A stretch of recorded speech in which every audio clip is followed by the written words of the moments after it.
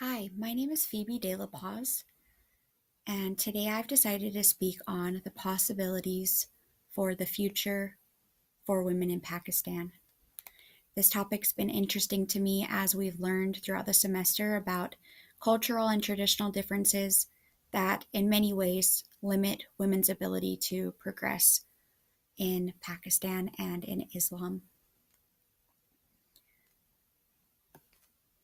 Ultimately, I believe that Pakistan is capable of making positive changes over time.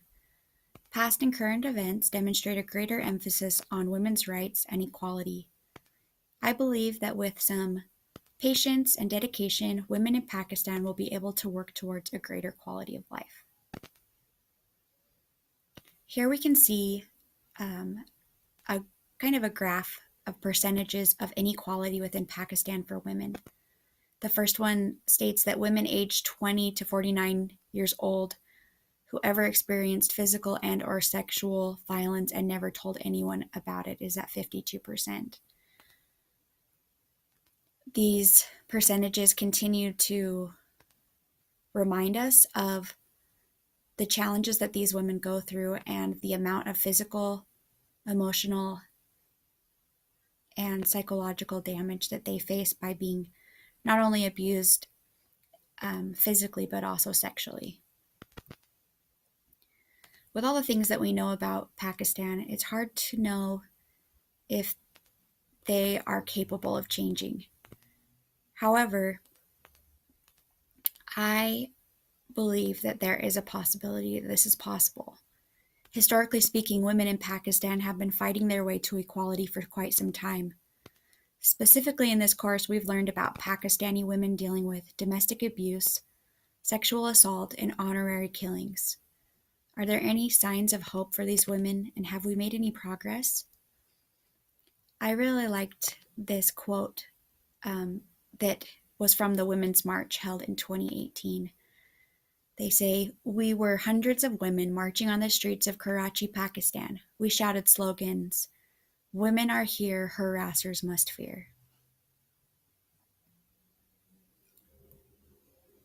Another way that women are speaking out about the way that they're treated is by a hashtag which has emerged known as #BeatMe. This is used to raise awareness about domestic abuse in Pakistan.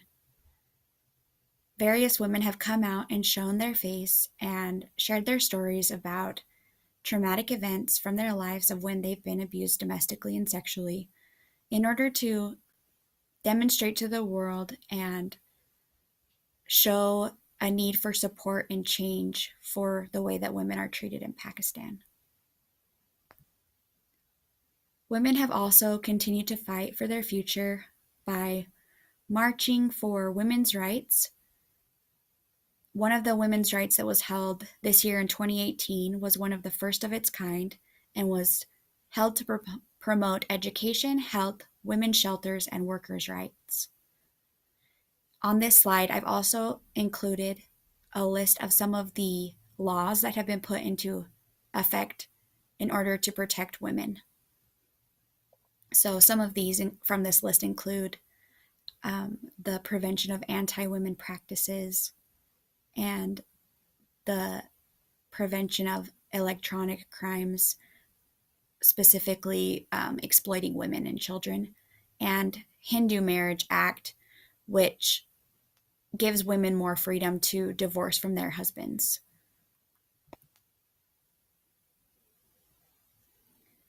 No matter the reason for the horrific challenges faced by the women in Pakistan, it is appalling. However, there are remarkable women continually fighting for change. One of them is Malala, who we've learned about in this class. Her quote reads, "We want to be free to go to school or to go to work. Nowhere is it written in the Quran that a woman should be dependent on a man. The word has not come down from the heavens to tell us that every woman should listen to a man." Another important figure that's fighting for change is Tahmina Durrani. She is an author who writes about rights for women and children. And she explains in this passage that ultimately she uncovered that her husband was the greatest source of evil in the family's household, and that he was the one that was taking over his family's life and doing so in the name of Islam, which she did not believe was the correct way to practice their religion. And she ended up fleeing and speaking for women everywhere. Farida Shahid is a sociologist and a feminist human rights activist. She's written various books and goes around touring and speaking on how to escape from domestic abuse and what needs to happen for change in not only Pakistan, but in all of the world. Lastly, Fozia Saeed, who is an author and a social activist for human rights. She has written books about pornography and sexual exploitation of women in Pakistan and how much of an issue this is and how little it's talked about or even known about. These events, movements, and powerful activists give me hope that eventually women will be treated with much more respect and given equal opportunities to participate in society.